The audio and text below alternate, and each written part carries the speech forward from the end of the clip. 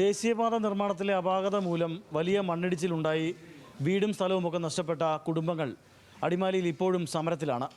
അവരെ red zone ഭാഗത്തു നിന്ന് മാറ്റിയ ശേഷം അവരിപ്പോൾ പഞ്ചായത്ത് പടിക്കലാണ് സമരം തുടരുന്നത്.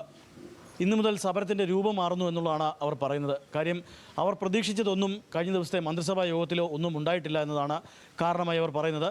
പട്ടിണി സമരത്തിലേക്ക് അവർ കടക്കുന്നു എന്നുള്ളതാണ് അവർ നമ്മളോട് പറയുന്നത്. സമരരീതി മാറ്റുവാണോ? സമരരീതി ഞങ്ങൾ മാറ്റും. കാരണം ഇത്ര നാൾ ഞങ്ങൾക്ക് അനുകൂലമായിട്ടൊന്നുമില്ലായിരുന്നു. ഇനിയിപ്പോൾ ആരും വരാനില്ലല്ലോ. അവിടെ അസംബ്ലി കൂടി ഇവിടെയാണെങ്കിലും ആരും മന്ത്രിയൊന്നും പറഞ്ഞിട്ടില്ല. ഇനി ഞങ്ങൾ മാറ്റാതിരിക്കാൻ പറ്റില്ല. ഞങ്ങൾക്ക് കിടക്കണ്ടേ? ഞങ്ങൾക്ക് കിടക്കാനുള്ള സ്ഥലം കിട്ടണം, സ്ഥലവും വീടും കിട്ടണം. അത് കിട്ടിയാൽ മാത്രമേ ഞങ്ങൾക്ക് വേറെ ഒന്നും വേണ്ടതേ.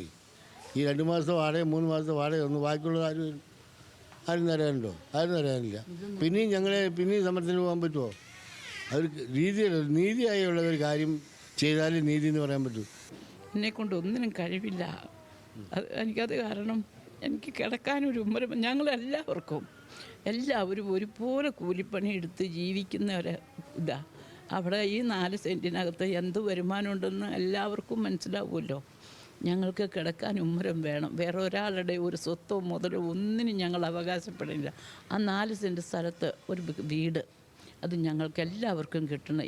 ഇവിടെ ഇരിക്കുന്നിടത്തോളം ആൾക്കാർക്ക് എല്ലാവർക്കും പട്ടിണിയിലേക്ക് പോകേണ്ട സ്ഥിതിയായി, പട്ടിണി സമരത്തിലേക്ക് പോകേണ്ട സ്ഥിതിയായി. ആ സ്ഥിതി ഇവർ തന്നെ നമുക്ക് വച്ചു തന്നിട്ടുണ്ട്.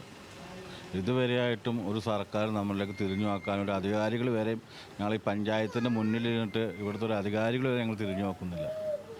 അപ്പോൾ ഞങ്ങളെ പട്ടിണി സമരം അല്ലാണ്ട് ഞങ്ങൾക്ക് വേറൊരു നിർവാഹമില്ല. ഞങ്ങൾ ഒരാളെ പട്ടിണി കിടന്ന് മരിക്കുകയാണെങ്കിൽ അതിനകത്തൊരാൾ തിരിഞ്ഞു നോക്കുമെങ്കിൽ അതിനു വേണ്ടി തന്നെ ഞങ്ങൾ കിടക്കണേ. അതാണ് വലിയ സമര രീതിയിലേക്ക്, അല്ലെങ്കിൽ പട്ടിണി സമരം എന്ന നിലയിലേക്ക് കാര്യങ്ങൾ നീങ്ങുന്നു എന്നുള്ളതാണ് നമുക്ക് മനസ്സിലാകുന്നത്. 14 കുടുംബങ്ങളും ദിവസങ്ങളെ 15ാം ദിവസത്തിലേക്ക് കിടക്കുകയാണ് അവരുടെ സമരം.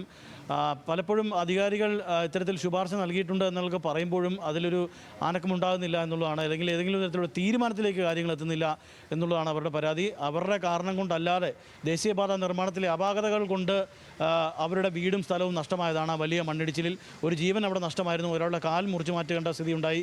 ഇത്തരമൊക്കെ സംഭവങ്ങൾ ഉണ്ടായിട്ടും അവരുടെ സ്വത്തിനും ജീവനും ഇപ്പോഴും വില പറയുകയാണ് എന്നുള്ളതാണ് അവർ പറയുന്നത്. അതുകൊണ്ട് തന്നെ അവർക്ക് വേണ്ട ഒരു വീട്, ചെറിയ വീട് അല്ലെങ്കിൽ അതിന് വേണ്ട സ്ഥലം അത് നൽകിയില്ല എങ്കിൽ ഇപ്പോഴും സമരത്തിൽ നിന്ന് പിന്മാറില്ല എന്നുള്ള ഉറച്ച് പറയുകയാണ് ഈ അടിമാലിയിലെ 14 കുടുംബങ്ങൾ.